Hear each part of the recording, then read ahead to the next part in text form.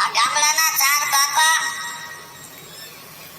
અમદાવાદ જતા હતા કે હાલો આપણે અમદાવાદ જવું છે. નક્કી કર્યું કે બસમાં જવું કે કેમ કરશું. એ કે ખટારામ વૈયા જાય, ટ્રકમાં હાવ સસ્તું પડે. આ સસ્તું માણસ બહુ ગોતે. સરકારે 8-10 લાખની બસ કાઢી પણ એ રિક્ષામાં બેઠા હોય ટાંગા બહાર રાખી. આપણે કઈ આ રિક્ષામાં શું કામ બેઠા, બસમાં બેહો મને કામ થાય. કામ નહીં નરા ભાંગી જાય એમ.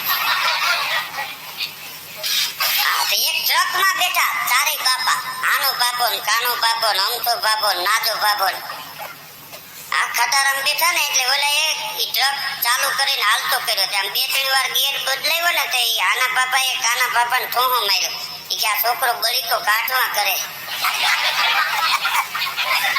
મારો નક્કી કાઢી નાખશે. ઓલો કે એનાથી નીકળશે ને. અરે આમ તો જોઈ કે પગ ભરાવીને જોર કેટલું કરે.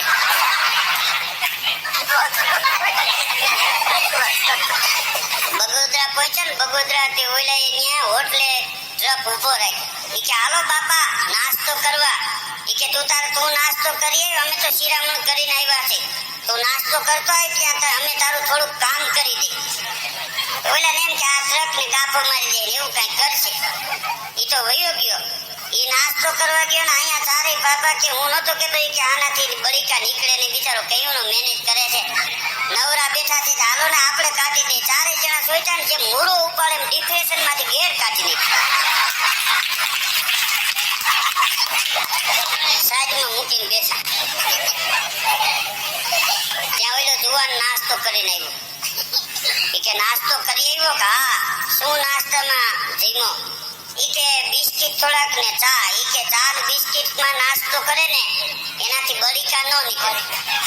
ઓલો કે હું કીધું? એ કે બિસ્કિટના નાસ્તા કરે એનાથી બળીકા ન નીકળે. દીકરા કયું નો મેનેજ કરતો તો નહોતો નીકળતો ને જો અમે કાઢી નીકળી.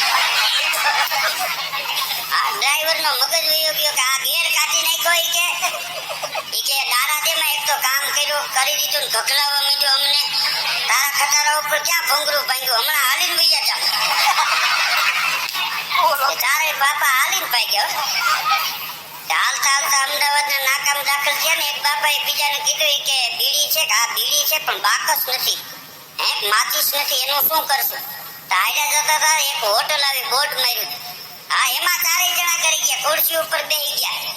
વેઇટરે આવીને પૂછ્યું કે બાપા શું આપું? કે ગરમા ગરમ શું છે? કોફી. ઈથી ગરમ કે ચા? ઈથી ગરમ ભજીયા, ઈથી ગરમ સમોસા, ઈથી ગરમ. એ ઓલાનો મગજ વયો ગયો. ચૂલમાંથી તાંડી લઈ મૂકી. ઈથી ગરમ હા. આના બાપાએ ફટ બીડી હળગાવી લીધી.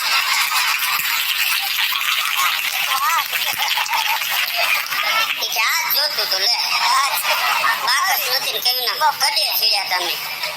આ દીકરા બહુ સારું કામ કરી દીધું. આ ઘણી વાર ગામડાના માણસ ભણ્યા નથી, ગણ્યા વધારે. ગામડાના માણસની જે કોઠા હોય છે એ અદભુત હોય. આ ગયા વર્ષે મેં એક બાપાને પૂછ્યું તો મેં કીધું બાપા મોલ ઉજરી ગયો? મને કે ઉજરી ગયો ને પાછો ગુજરી ગયો. મેં કીધું માલ તોડમાં શું છે? ભેંસ છે. મેં કીધું ભેંસ કઈ દીએ છે? મને કે બાંધવા દીએ. મેં કીધું દૂધ દીએ કે નહીં તમે કઈ એને દીઓ છો? મને કે અમે ઉઠવા દઈ. મેં કીધું તમે ખોળ દો ને તોય દૂધ દીએ નકર ન દીએ. આ એકવાર સાધુની જમાત નીકળી હતી હાથી લઈને.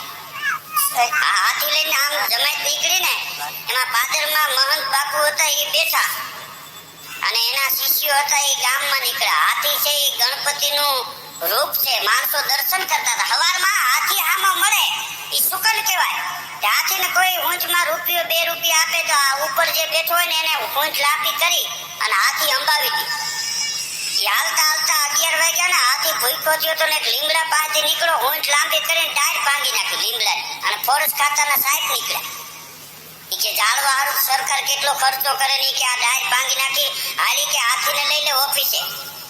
તે ઓલો સાચું કરવા માંડ્યો. કે સાહેબ જે કઈ સમજો નહીં કે કહેતા હોય 100 રૂપિયા આપી દો. 100 રૂપિયા નહીં રૂપિયા 5000 થાય. એ તો મહંત બાપુને પૂછવું પડે. કે તો લઈ લે હાથીને લઈ લે ઓફિસે. કે ઓફિસે હાથીને લઈ ગયા. પછી ઓલો શિષ્ય હતો એ મહંત બાપુ પાસે ગયો. કે સાહેબ હાથીને પકડી ગયા છે ને 5000 માગે છે. કે 5000 આપો તો મૂકું નકર કેસ થાય. બાપુ કે હાથી લેવા નથી જવું ભલે કેસ થાય. આ 3-4 દી થઈ ગયા ને બન્યું એવું, હાથીને ભૂખ્યો તો રખાય નહીં.